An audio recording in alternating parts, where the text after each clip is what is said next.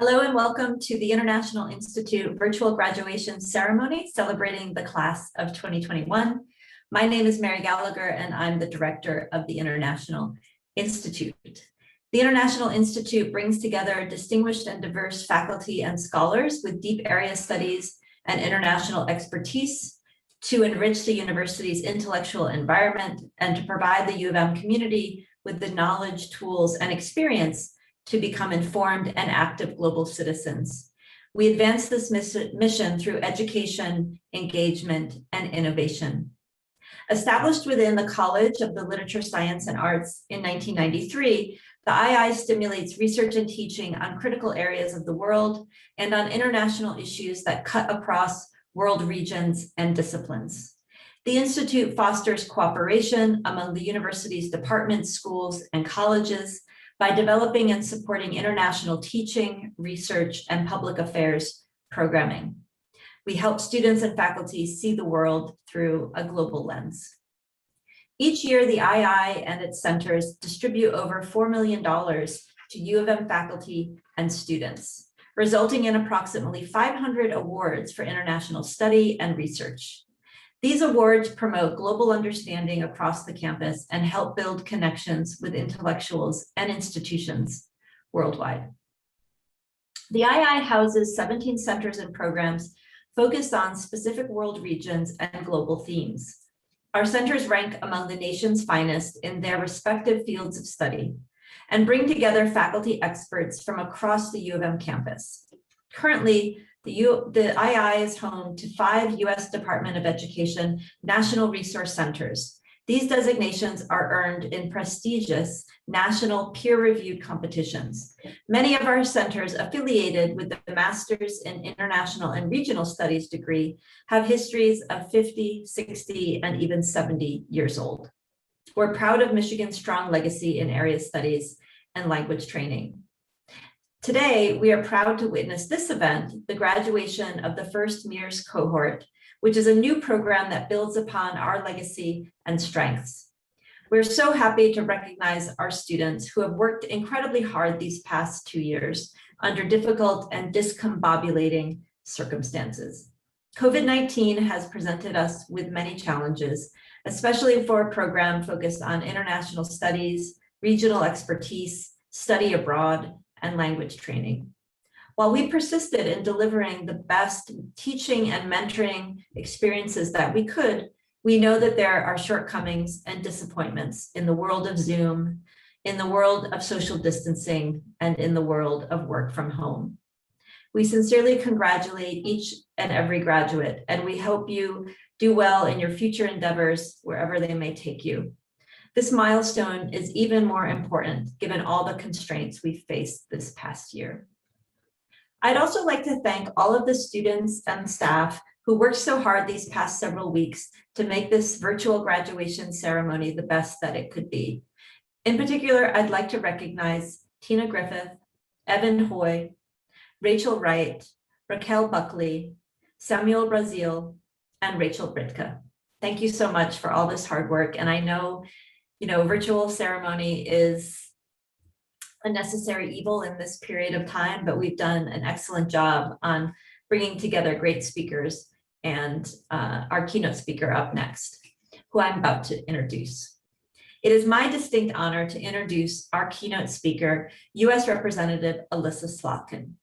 Congresswoman Slotkin represents Michigan's 8th Congressional District and has spent her career in national public service. After earning a Master's of International Affairs from Columbia University, she was first recruited by the Central Intelligence Agency to be a Middle East analyst. In this role, Representative Slotkin worked alongside the U.S. military during 3 tours in Iraq as a militia expert. She has also held various defense and intelligence positions under President Bush and President Obama, including roles at the White House and at the Office of the Director of National Intelligence. Prior to running for office, she served in a senior role at the Pentagon as Acting Assistant Secretary of Defense for International Security. In this role, Representative Slotkin oversaw policy on Russia, Europe, the Middle East, and Africa at the Pentagon, and participated in negotiations on some of the country's most pressing national security issues. The Congresswoman hails from Holly, Michigan, a short distance north of Ann Arbor. I'm delighted virtually to welcome Representative Slotkin to the University of Michigan and to the International Institute. Thank you so much. Hello, University of Michigan International Institute class of 2021. I'm thrilled to be joining you and your family and your faculty to celebrate your remarkable achievement.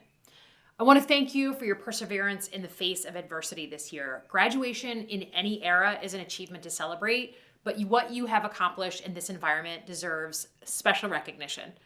What we've lived through over the past year will be part of the history books. You will tell your grandchildren what it was like to be a student during this pandemic.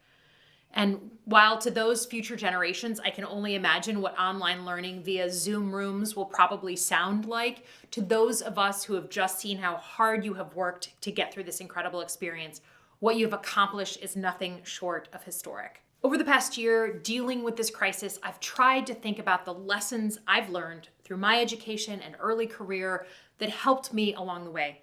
And as you look to your next chapter, what I hope I can do today is offer my thoughts as someone who, a long time ago, though not that long, was in a similar position, asking the question, how best to navigate my path from here?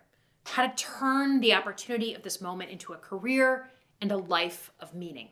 I happened to be on my second day of grad school at Columbia University in a very new city, still getting things organized, when I heard that some planes had just hit the World Trade Center.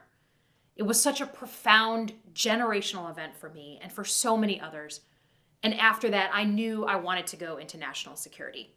Within a year, I was recruited by the CIA to be a Middle East analyst, and I ended up doing 3 tours in Iraq alongside the military. I used my education to work in national security for almost 2 decades, starting in the CIA and eventually going to the Pentagon as an acting Assistant Secretary of Defense. It was a generational event that impacted the trajectory of my life, that made me realize what I wanted to focus on and how I wanted to serve. You all are here during another generational event that will influence the rest of your lives. And I hope that you can use what you have learned during this time to hone in on what it is that you want to do as you embark on your next chapter. But if you're like me, you still have some questions. You've prepared to embark in the fields that cross borders and languages, where communicating clearly isn't just a nice bonus, it's essential. And what I'd like to do today is offer the benefit of a few lessons I've picked up on my own path in the hope that they help you on yours. So, the first lesson. Be the player on the field, not the critic in the stands. Please don't ever be content with being a spectator. Don't watch other people do things. Be the one that others watch. The world needs doers. You now have the benefit of an outstanding education. Use it actively, purposely. It never has been easier in all of human history to snark from the sidelines. Literally, everyone is a critic. But your impact on your community cannot be measured in retweets and likes. The question you should ask isn't, what can I say about this? It's, what can I do about this? If you ever find yourself in a tough spot, trying to build up the courage to act, I hope you remember this period in your life. When you experienced this unprecedented challenge of being a student during a global pandemic, and you figured it out. COVID literally made you a player on the field. Don't ever forget that. Your resilience, your fortitude during this time is a testament to your hard work and will only make you stronger for the challenges that will come. My second lesson is that stories matter. Since cavemen started painting pictures on cave walls, the way we humans have made sense of the world is through stories. And I encourage you to take this to heart. Human beings are wired for stories. Those stories are going to help you communicate a very wonky policy better than anything else in your toolkit. I had to personally learn this lesson when I ran for office for the first time.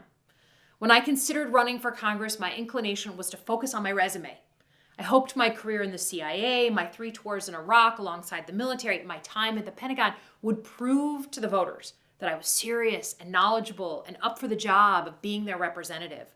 But what spoke to people instead was the story of why I decided to run. When I talked about the details of policy, people were politely interested. But when I described how my mother could not afford health insurance because of a pre-existing condition, how she was without coverage when she was diagnosed for stage 4 ovarian cancer, and that was the same week and the same month that we were filling out the paperwork for her to declare bankruptcy, something changed. People leaned forward in their seats. And not, to be clear, because I'm a brilliant storyteller or because they thought my experience made me smarter about health policy, but because they could easily put themselves in my shoes. Sadly, many of us have been in that position or a similar one, and we've shared a connection that we could never establish through a policy white paper or cold, hard data. We should never dispel the power of storytelling to help people understand truth and its context and how it matters to them and how it matters to their community and their country. Lesson number 3, you don't ask, you don't get. Let me tell you a story. Back in 2005, I was a baby CIA intelligence analyst based in Baghdad. One of my jobs was to brief the U.S. ambassador to Iraq, a man named John Negroponte, on intelligence issues. And that year, he was nominated to be the first director of national intelligence, an incredibly important new position. I couldn't think of anything cooler than working for the first director of national intelligence. And I remember wondering, should I say something? Should I ask to be part of this? And finally, I got up the courage to say, well, sir, if you need someone, let me know. And he asked, are you serious? I said, yes, sir, I'm ready. And he said, okay, we leave in 5 days. Now, I'd worked hard in school. I had busted my tail to do a good job, no matter how small or large the task was. But I had done those things to put myself in a position to raise my hand and ask for the job. I had to ask for my shot. And when you get the chance to ask for your opportunity, do not let it pass you by. I'm not about to tell you that it will always work out. There will be moments of disappointment and frustration, moments I'm sure you have experienced many times over in the past year. But the thing is, people notice how you handle disappointment. They want to know that they can still depend on you. In those tough moments, your ability to get back up will get you through. Which leads me to my final lesson. Find your people. The people who you want with you at your moments of triumph and who you need in those moments of doubt. One more story on this point. One of my great honors was to serve on the staff of the White House National Security Council, the small group that helps our presidents try and make the best decisions possible for national security. I served both Republican and Democratic presidents, President George W. Bush and President Obama, on the NSC staff. No matter which party was in the White House, our job was to give the best possible policy advice. There were many tough debates under both presidents, but there was one especially tough decision under President Bush that went on for months. Many of us felt very strongly about our particular policy. There were memos and briefings and meetings and debates and more memos and more briefings and more debates. But we finally succeeded, and the president adopted our recommendation. It was one of the proudest moments of my professional life. I drove home that night, exhausted, but feeling like I had really done something that mattered. I got home, turned the key, walked into my apartment, and there was no one there to tell. I couldn't call my friends. It was almost midnight. Besides, I'd spent so many long days and nights focused on work that I hadn't talked to some of them in months. So this moment of professional triumph didn't last long because I couldn't share it with anyone. If you ask my husband and my friends, that was the moment at which I started working to reconnect with the people who cared about me. My people. The ones who would be genuinely happy for my successes and back me even when I failed. Each of you have those people. Some of them you may haven't seen in person in months, but don't lose track of them. You will need them, and they will need you. I hope these lessons are helpful because we will need you, all of you. Our country needs your intelligence and your passion and your dedication and your perseverance. There's no list of lessons for me or anyone else that can serve as a future-proof guide to all the twists and turns your path is going to take from here. As young people who have already lived through unprecedented challenge, you don't need me to tell you twice that the future will hold difficult decisions, trade-offs, and impossible dilemmas. Responding to these twists and turns, to the things out of your control, is never easy. but you learn as you go, get better along the way, and try to pass on what you've learned. And hopefully, these lessons will occasionally make the challenges a little less daunting, the solutions a little clearer. You're lucky to be going to school in the Midwest. That Midwest practicality and pragmatism will take you far. There's a lot of noise out there in the world, but Michiganders know that we can have disagreements, but it does us no good to focus only on our differences. We know that the things we agree on matter more, and in the end, working together to actually get something done is what people really want. That ability to overcome disagreements and make progress, even when we don't get everything we want, is a powerful tool to have. Use it.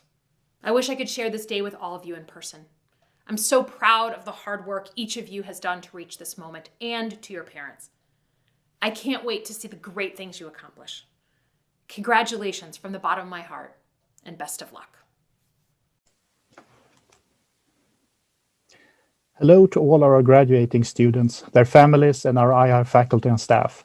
My name is Per Kassel. I'm an Associate Professor of Modern Chinese History and the Inaugural Director of Graduate Studies at the II. First, thank you to Representative Slotkin for taking the time to send well wishes to our graduates. It is wonderful and inspiring to learn how your own education in international studies has helped you throughout your career. Let me congratulate you all on achieving this milestone in your academic career under very difficult circumstances that we find ourselves in.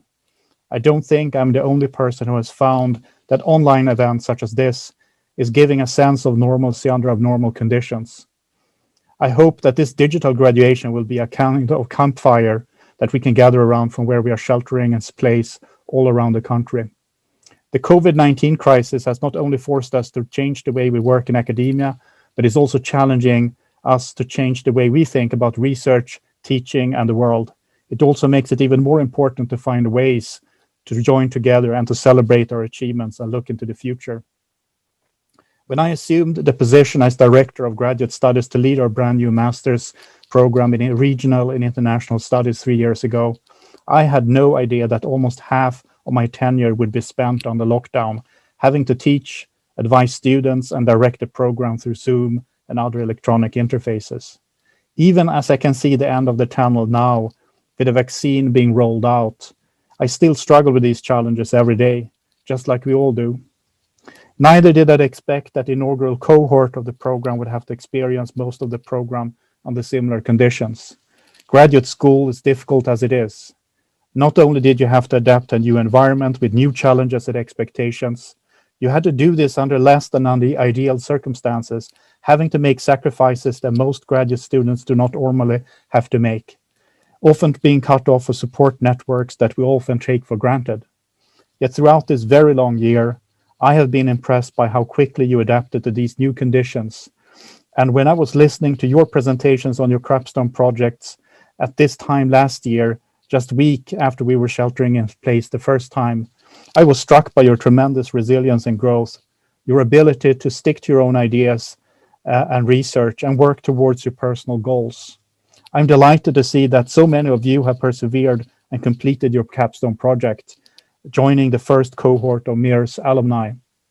I salute you on reaching this milestone, and I wish you the best for the future, and I'm looking forward to following your future endeavors. This year also marks the end of my first term as Director of Graduate Studies, and before I return to my duties under my second term in the fall of 2022, I will take a semester off focusing on my own research. Next, I have the distinct pleasure of introducing two of our graduates. Nicholas Calenda is serving as our student speaker.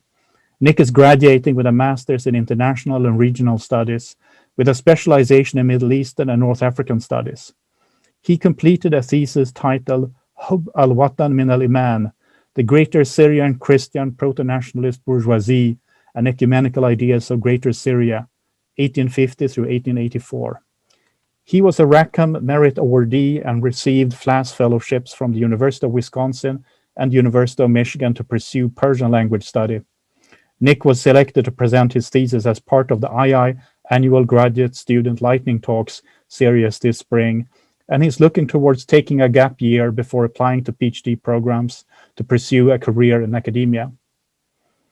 Emma Lerman is also graduating with a Master's in International and Regional Studies with a specialization in Russian, Eastern European, and Eurasian Studies, and is serving as the student reader during today's ceremony.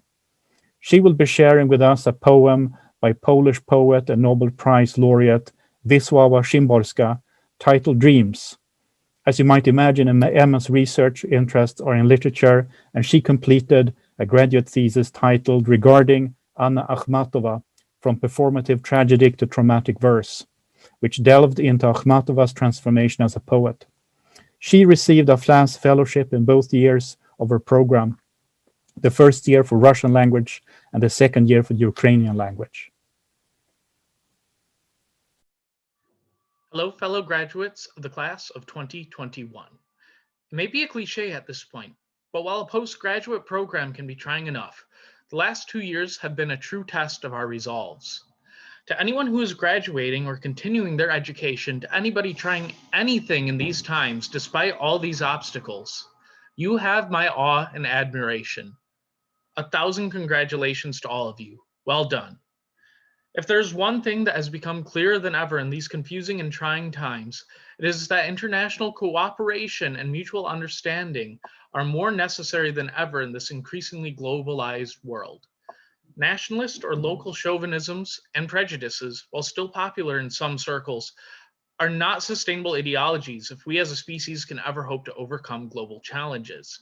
Make no mistake, COVID-19 was not the first international crisis, and it certainly will not be the last. And the challenges of the pandemic are far from over. Regimes of copyright and intellectual properties not only make vaccine access in the global south much more difficult, but the continuing mutations of viruses can in turn put those already vaccinated back in danger. There's no way of shutting ourselves out of the world. Everyone is interlinked now. The best thing we can do is embrace it and seek the betterment of all of humankind. If we work together as citizens of the world, as true cosmopolitans, we will be able to take on the challenges that lie ahead, and the stakes are too high for us to consider anything else. This is where you, graduates, can help make the difference. I have seen some of your projects presented by you, and I am astounded. I feel confident that we have future leaders in this class. This does not necessarily mean people must hold political power, but people who are able to take the reins of new forms of research, who can question older, outdated practices and methodologies, and deconstruct institutional prejudices will also be leaders in their own right. By collaborating with other researchers, by making those connections across borders, both state and national, you graduates will be able to assist in the building of a true international community with which we can face whatever lies ahead. This is in the near or far future for the most part, though I'm sure some of you are already making these connections. However, today is for you, graduates. So for now, celebrate. Take time for yourself and give yourself a pat on the back. I look forward to seeing all that you will achieve in the years to come, and I am confident that you have bright futures ahead of you.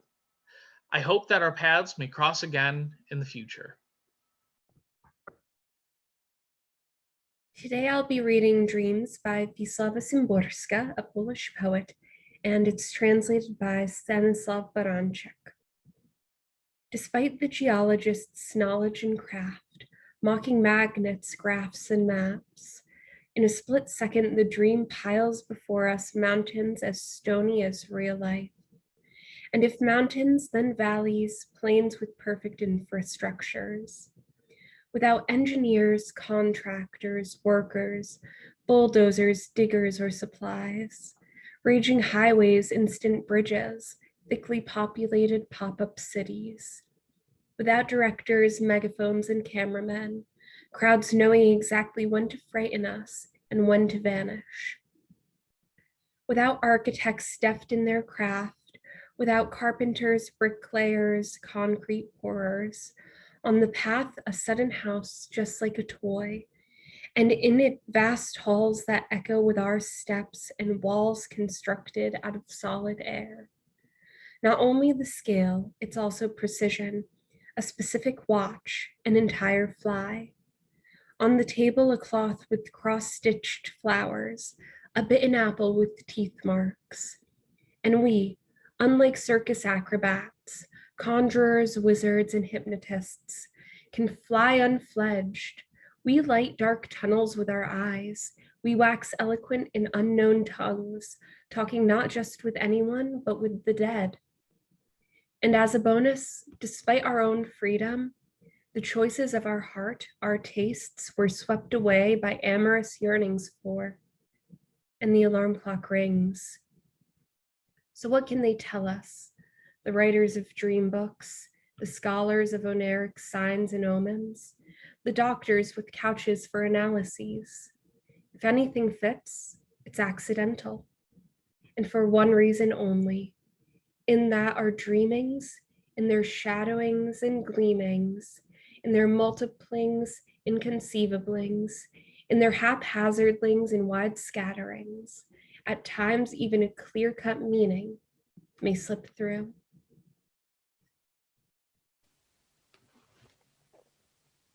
Thank you, Nick and Emma. Emma, thanks for taking the character Choose and for sharing this moving poem by Wisława Szymborska. And thanks, Nick, for your thoughtful remarks. I agree, the experience of completing your program under pandemic conditions has been a true test of your resolve. And just like you, I'm convinced we have future leaders in our inaugural cohort. Now the part you have been waiting for. We will now be recognizing the graduating students from II centers and academic programs. We will be joined by the directors and associate directors from each center who will read the names of graduates from the respective programs. The faculty will be followed by video and photo submissions from several of the graduates themselves. As you hear your student's name or see their photo, I encourage you to share your congratulations, well wishes, and Michigan memories in the video comments. And without further ado, I'll turn it over to our first director. Hello, everyone. My name is Matthew Countryman. I am the chair of the Department of Afro-American and African Studies here at the University of Michigan, also known as DAS. The Masters of Arts in International and Regional Studies, African Studies specialization is jointly administered by DAS and the African Studies Center. Founded in 1970, DAS is the University of Michigan home for research and teaching on Black communities and cultures in Africa, North America, and across the globe. DAS's African Studies faculty consists of anthropologists, art historians, ecologists, economists, historians, literary theorists, musicologists, political scientists, and sociologists. In addition to overseeing the MIRS African Studies specialization, DAS offers an undergraduate major and minor, language instruction in Swahili and Yoruba, and graduate certificates in both African Studies and African Diaspora Studies for doctoral and master's students. The African Studies Center was founded in 2008 to provide strategic guidance and coordination for Africa-related education, research, and training activities on campus, and to promote opportunities for collaboration with African partners on the continent. Through a number of programs and initiatives, the African Studies Center pursues its mission to deepen and expand scholarly and educational partnerships, support exchanges between U of M and African institutions, enhance the study of Africa within the U of M curriculum, and more.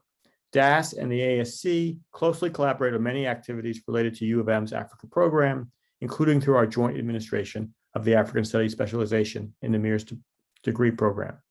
It is now my pleasure to introduce Andres Coutier, the director of the African Studies Center. Thank you for that introduction about DAS and the African Studies Center, Professor Countryman. I am, as Professor Countryman has said, Andres Coutier, the director of the African Studies Center.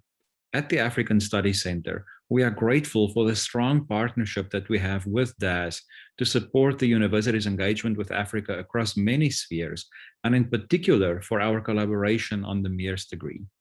It then gives me great pleasure to introduce to you today the graduating students from our inaugural cohort in the African Studies specialization of the MIRS degree program.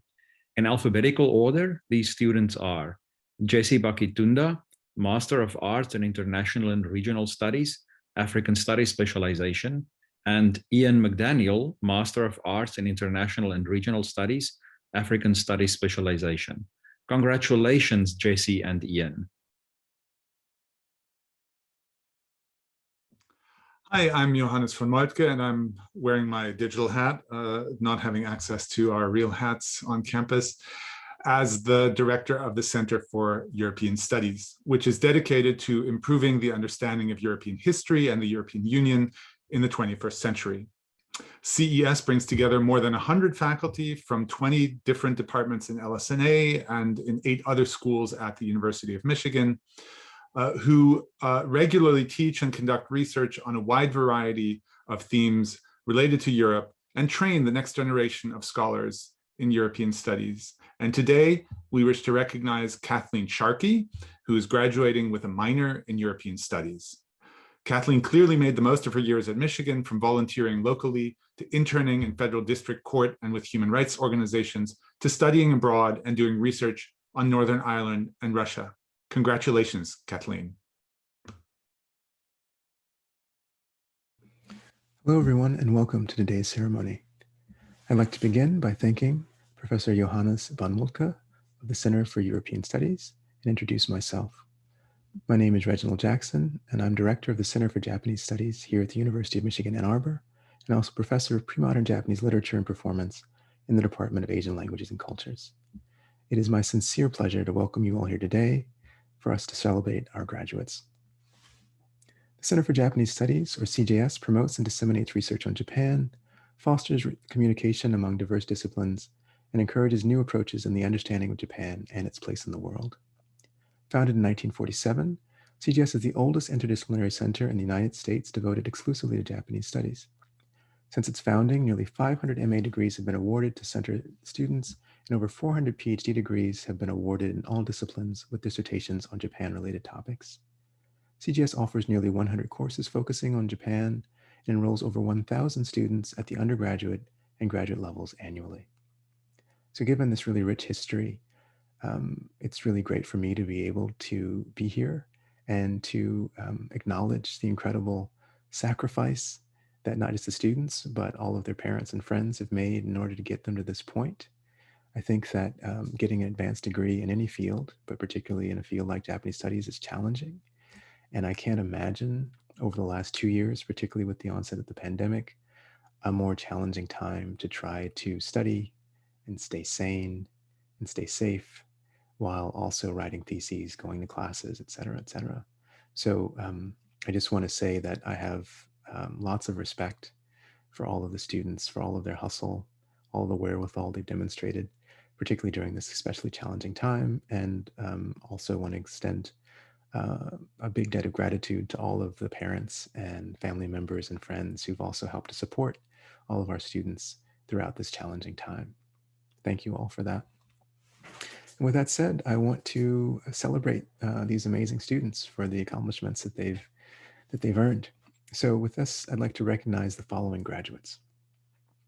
Terry Elizalde, Master of Arts in International and Regional Studies, Japanese Studies Specialization. Andrew Gregg, Master of Arts in Japanese Studies. Lauren Goose, Master of Arts in Japanese Studies. Sophie Hasuo, Masters in International and Regional Studies, Japanese Studies Specialization. Shohei Kawamata, Master of Arts in International and Regional Studies, Japanese Studies Specialization. Eleanor Lindemann, Master of Arts in International and Regional Studies, Japanese Studies Specialization. And Adrian Morales, Master of Arts in Japanese Studies. On behalf of everyone here at the Center for Japanese Studies, I just want to thank you all for all of your efforts and to congratulate you all. So please join me in congratulating our incredible graduates this year. With that, I'd like to now welcome my colleague, Professor Victoria Langlin, Director of the Center for Latin American and Caribbean Studies.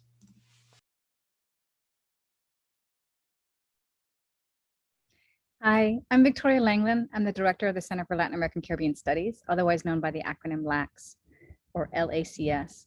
LACS is committed to encouraging and supporting broad and deep understandings of the region of Latin America and the Caribbean, both within the university and beyond.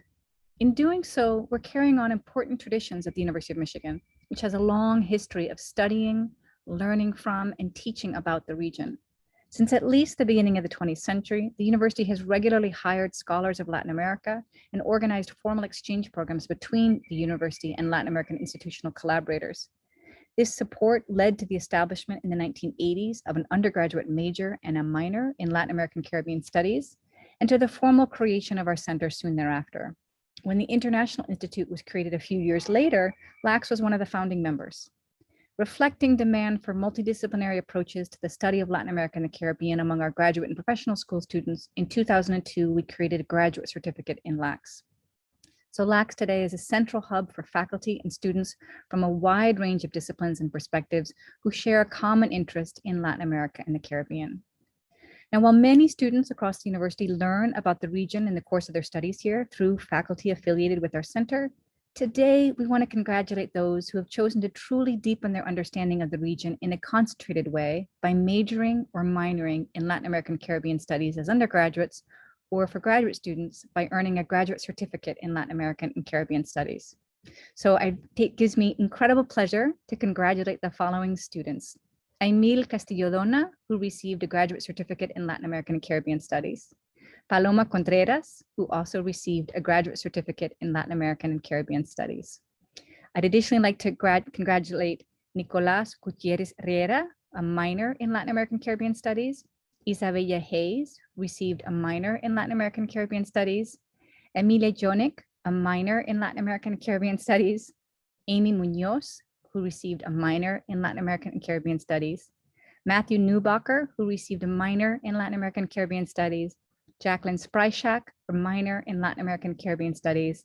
Megan Teague, who received a minor in Latin American and Caribbean Studies. And Isabel Zuniga, a minor in Latin American and Caribbean Studies. Congratulations to all of you. Hello, I'm Ryan Speech, Associate Director of the Center for Middle Eastern and North African Studies, or CIMENAS, at the University of Michigan. The Center for Middle Eastern and North African Studies enhances awareness of the history, peoples, cultures, and languages of the Middle East and North Africa. Since its founding in 1961, CIMENAS, together with the Department of Middle East Studies, has supported a long tradition of studying the MENA region that dates back all the way to 1892, when Arabic was first taught at the University of Michigan. Now in its 60th year, CIMENAS promotes a broad and deep understanding through research, education, and local outreach programs. It serves as a vital hub for Middle East studies on campus, facilitating dialogue between University of Michigan faculty, students, and the broader community by organizing and supporting conferences, lectures, and performances, as well as curricular offerings. Each year, it welcomes scholars from the region and elsewhere in the world to explore vital issues affecting the culture and politics of the Middle East and North Africa. It also serves Michigan students by offering an undergraduate major and minor and a Master's of Arts in International and Regional Studies. And since 1990, the center has conferred 1,120 undergraduate degrees and 400 graduate degrees. In 2018, CIMENAS was awarded a $2.3 million grant from the U.S. Department of Education to continue operations as a national resource center and to support students studying the Middle Eastern and North African languages. Together with the center's director, Professor Samer Ali, it gives me great pleasure to recognize our students graduating from CIMENAS this year. In alphabetical order, Charlotte Abrams, minor in Middle Eastern and North African Studies. Noor Ali, Bachelor of Arts in Middle Eastern and North African Studies. Ali Al-Momar, Master of Arts in Middle Eastern and North African Studies. Lama Bada, Bachelor of Science in Middle Eastern and North African Studies. John Baluz, Bachelor of Science in Middle Eastern and North African Studies. Caitlin Bell, Bachelor of Arts in Middle Eastern and North African Studies. Abigail Chofel, Bachelor of Arts in Middle Eastern and North African Studies. Makaram El-Jamal, a dual Masters of Arts degree in Middle Eastern and North African Studies, as well as Urban and Regional Planning. Sean Harris, Bachelor of Arts in Middle Eastern and North African Studies. Faris Hassan, Bachelor of Arts in Middle Eastern and North African Studies. Nicolas Kolenda, Master of Arts in International and Regional Studies with a focus on Middle Eastern and North African Studies. Daniel Lightfoot, Master of Arts in International and Regional Studies with a focus on Middle Eastern and North African Studies. Saif Sakala, a Master of Arts in Middle Eastern and North African Studies, as well as a Juris Doctorate from the University of Michigan Law School. And Jason Samaya, Bachelor of Arts in Middle Eastern and North African Studies. Congratulations to all of our graduates. Well done on your hard work and good luck with your future endeavors. I'm back, Johannes von Moltke, this time wearing my hat as the director of the Center for Russian, East European, and Eurasian Studies, also known as CREASE, which is one of the nation's leading institutes for interdisciplinary research and training on Russia, Central and Eastern Europe, and Eurasia. We were established in 1959 and currently award U.S. Department of Education supported Foreign Language and Area Studies fellowships, better known as FLAS, for this broad world area that we cover. The center has over 70 affiliated faculty and visiting scholars who offer more than 150 courses each year. This year, our graduates include Emma Lerman, who will be graduating with a Master of Arts in International and Regional Studies, specializing in Russian, Eastern European, and Eurasian Studies. Emma received FLAS awards for both Russian and Ukrainian in 2 successive years and is going on to obtain a PhD. We wish her every success and congratulate her. Haralambos Misler will be receiving a Master of Arts in International and Regional Studies, specializing in Russian, East European, and Eurasian Studies. In addition to his own academic work, Harris found time to serve as a graduate student research assistant, helping to assemble material for the Greek bicentennial celebrations this past month. Congratulations, Harris. Tyler Page will be graduating with a Master of Arts in Russian, Eastern European, and Eurasian Studies.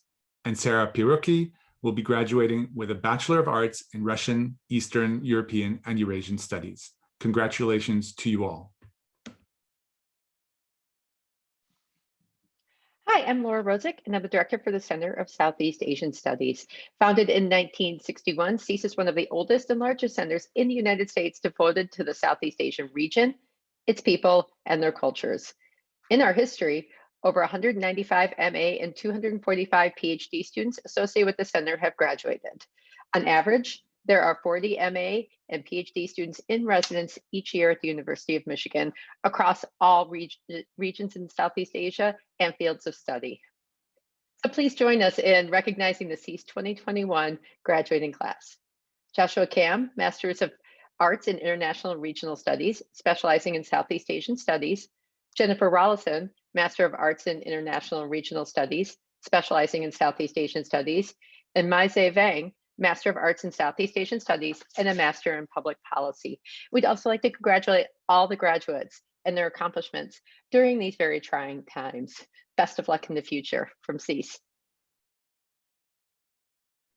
Hello, I'm Muzamil Hussain, Associate Director of the Global Islamic Studies Center at the University of Michigan, also known as JISC. We launched in the fall of 2018 to anchor a global approach to Islamic studies. Before we were a center, JISC was first the Islamic Studies Initiative since 2006, and then the Islamic Studies Program since 2010.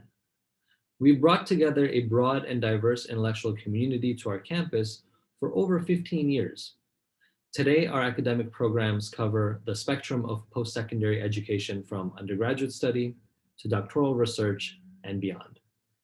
These programs include our undergraduate minor in Islamic Studies, our master's level track in Islamic Studies at the International and Regional Studies MA program, the doctoral student-run Interdisciplinary Islamic Studies seminar, and the multi-university partnership that is the Digital Islamic Studies curriculum.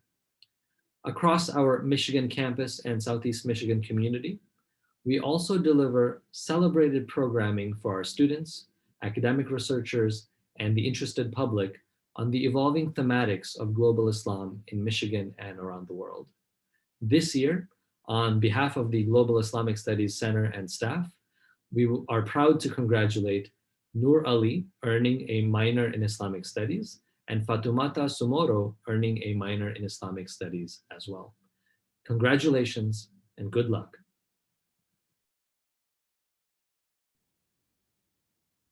Hi, my name is Twyla Tardif, and I am director of the Lieberthal-Rogel Center for Chinese Studies. Chinese studies at the University of Michigan formally began in 1930 with the establishment of the Oriental Civilizations Program. In 1961, the Center for Chinese Studies was established. It has become one of the nation's most prominent centers devoted to a deeper understanding of China, past and present. In 2014, the center became the Kenneth G. Lieberthal and Richard H. Rogel Center for Chinese Studies in honor of Richard Rogel and Professor Emeritus Kenneth Lieberthal. Please join us today in recognizing our graduates from the Masters in International and Regional Studies, specializing in Chinese Studies program. Wenjia Song and Suyen Xiu. Both of these graduates have received their Masters of Arts in International and Regional Studies, specializing in Chinese Studies. Please join me again in recognizing our center's graduates. Congratulations.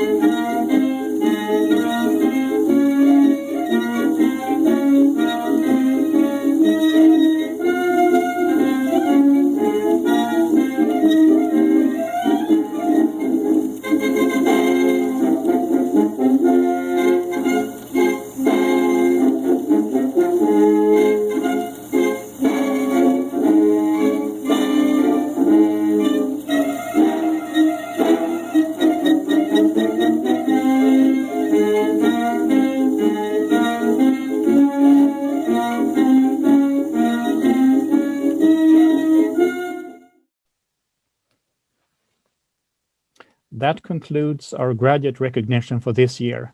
Thank you for joining us for the 2021 International Institute graduation ceremony.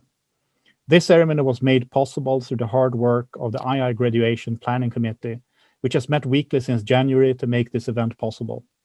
Apart from setting the program and editing videos, they have coordinated invitations, RSVPs, organized gifts for the graduates, designed our unique branding, and sent many, many emails. Please join me in thanking the members of the committee, Tina Griffith, Evan Hoy, Rachel Wright, Rachel Buckley, Samuel Brazil, and Rachel Brichta. Please join us for this reception that will follow shortly on Zoom.